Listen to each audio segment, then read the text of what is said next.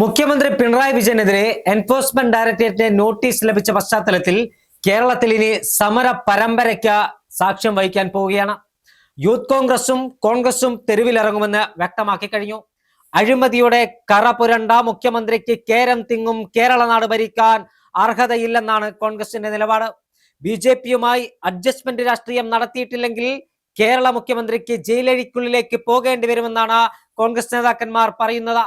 ഈ ഒരു പശ്ചാത്തലത്തിൽ ഈ ഇ.ഡി നോട്ടീസ് ലഭിച്ച സാഹചര്യത്തിൽ മുഖ്യമന്ത്രി പദം പിണറായി വിജയൻ രാജിവെക്കണമെന്ന് ആവശ്യപ്പെട്ട് സംസ്ഥാന വ്യാപകമായി പ്രതിഷേധത്തിന് തയ്യാറെടുക്കുകയാണ് ഇന്ത്യൻ നാഷണൽ കോൺഗ്രസും ഐക്യ ജനാധിപത്യ മുന്നണിയും. യൂത്ത് കോൺഗ്രസിന്റെ നേതൃത്വത്തിൽ ശക്തമായ യുവജന പ്രതിഷേധം കേരളത്തിൽ അലയടിക്കാൻ പോവുകയാണ്.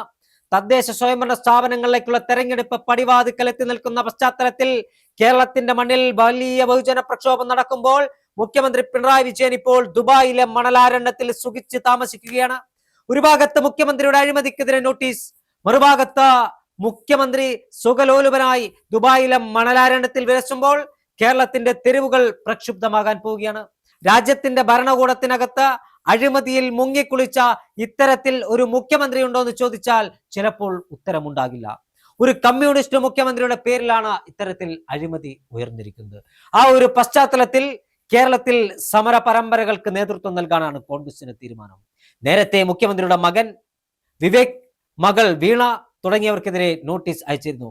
ഈ കേസുകൾ എന്തായി എന്ന് പരിശോധിച്ചാൽ ഈ കേസുകളിലൊന്നും ഒരു തുടർ നടപടിയും സ്വീകരിച്ചിട്ടില്ല എന്നതാണ് ചരിത്രം. കാരണം ബി.ജെ.പിയും CPM-ഉം തമ്മിലുള്ള അന്തർധാരയുടെ ഭാഗമായി മുഖ്യമന്ത്രിയുടെ മക്കളെ സംരക്ഷിച്ച ബി.ജെ.പി നേതൃത്വം മുഖ്യമന്ത്രി പിണറായി വിജയനെയും സംരക്ഷിച്ച് നിർത്തുമെന്നാണ് കോൺഗ്രസ് അടക്കമുള്ള പ്രതിപക്ഷ രാഷ്ട്രീയ പാർട്ടികൾ പറയുന്നത്.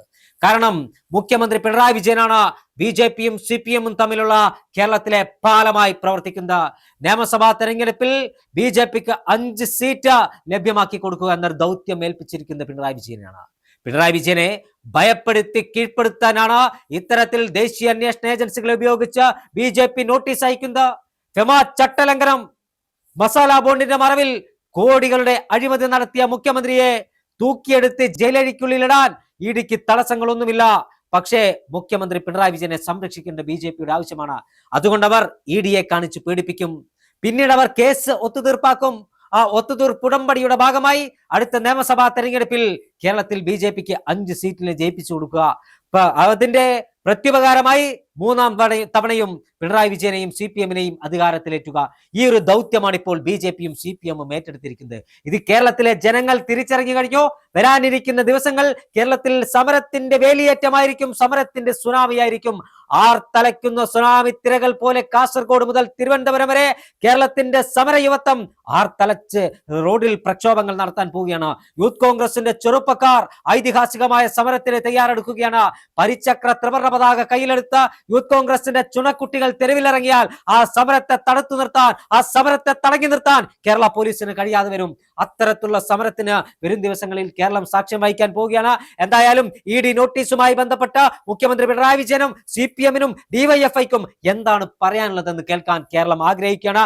ഒരു ഭാഗത്ത് മുഖ്യമന്ത്രിയുടെ പ്രതികരണത്തിന് കാതോർത്തിരിക്കുന്ന സംസ്ഥാന ജനത, മറുഭാഗത്ത് മുഖ്യമന്ത്രിക്കെതിരെ പ്രതിപക്ഷം നടത്താൻ പോകുന്ന അതിശക്തമായ സമരത്തിന്റെ കണ്ണും കാതുമോർത്ത് കാത്തിരിക്കുകയാണ്.